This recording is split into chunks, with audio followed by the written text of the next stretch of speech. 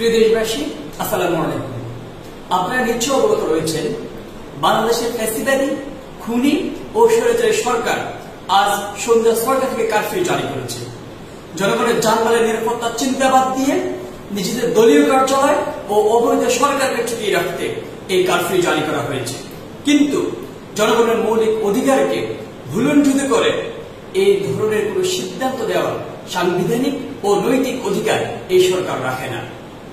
তাই নিজেদের জানমাল ও মৌলিক অধিকার রক্ষার স্বার্থে সারা দেশের সর্বস্তরের জনসাধারণ এই কারফিউকে ঘৃণা ভরে প্রত্যাখ্যান করেছে।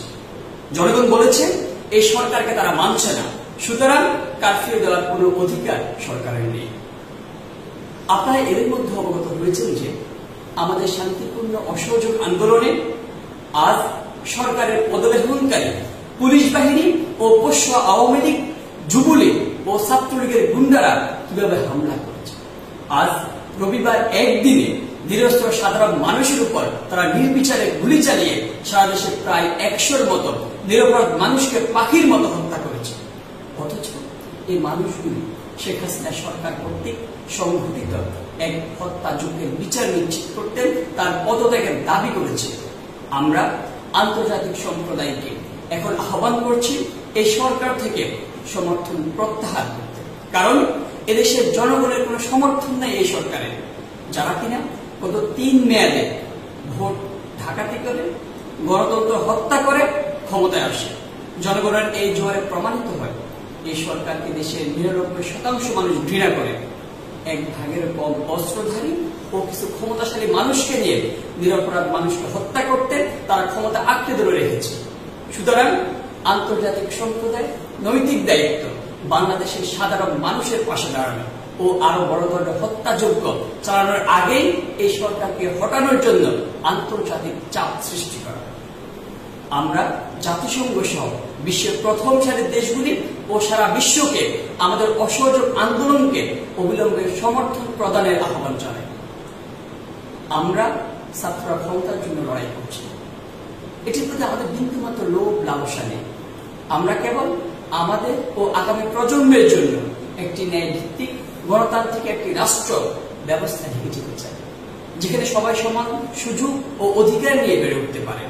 এই জন্য আমরা জীবন দিতে প্রস্তুত। দেশবাসী আমাদের আন্দোলনে অভূতপূর্ব একাত্মতা প্রকাশ করেছে। এখন এই আন্দোলনে ছাত্রদের চেয়ে সাধারণ মানুষের অংশগ্রহণই বেশি। ছোট কিশোরী, গৃহবধূ, প্রবীণ নরনারীরা যে এক অবিস্মরণীয় সাহস নিয়ে এই আন্দোলনে যোগ দিচ্ছেন তা আমাদের অভিভূত করেছে। আমাদের সামনে এগিয়ে যেতে সাহস ও স্পৃহা যোগাচ্ছে।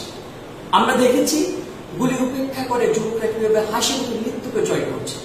আমরা দেখেছি নাম না জানা হাজার হাজার শ্রমিক এবং মেহনতি মানুষ আমাদের মিছিলের অগ্রভাগে দাঁড়িয়ে থেকেছে। তাই দেশে মানুষ এই গণহত্যার শেষ দেখতে চায়। তারা আর এই সরকারের বুলেটকে ভয় পায় না। তারা পরিণত হয়েছে এক মৃত্যুঞ্জয় জাতিতে। খুনি সরকার জনগণকে যত হত্যা করছে, তত দেশের মানুষের মধ্যে ক্ষোভ ও দ্রোহ ভারতের মতো সঞ্চারিত হচ্ছে। তাই আমরা এই সরকারকে আহ্বান জানাই, দেশের জনগণকে আর হত্যা না করে আপনি পদত্যাগ করুন। প্রিয় দেশবাসী, আপনারা এর মধ্যে দেশের বিভিন্ন শহর থেকে এই খুনি সরকারের পুলিশ বাহিনীকে বিতাড়িত করেছে। এখন আপনাদের পরবর্তী গন্তব্য রাজধানী ঢাকা। আগামীকাল ভোরে কিংবা আজ রাত থেকে দেশবাসী ঢাকার অভিমুখে মার্চ করবেন। দেশের লাখ লাখ জনসাধারণের প্রতিবাদে ঢাকাকে মুখর করে তুলব আমরা।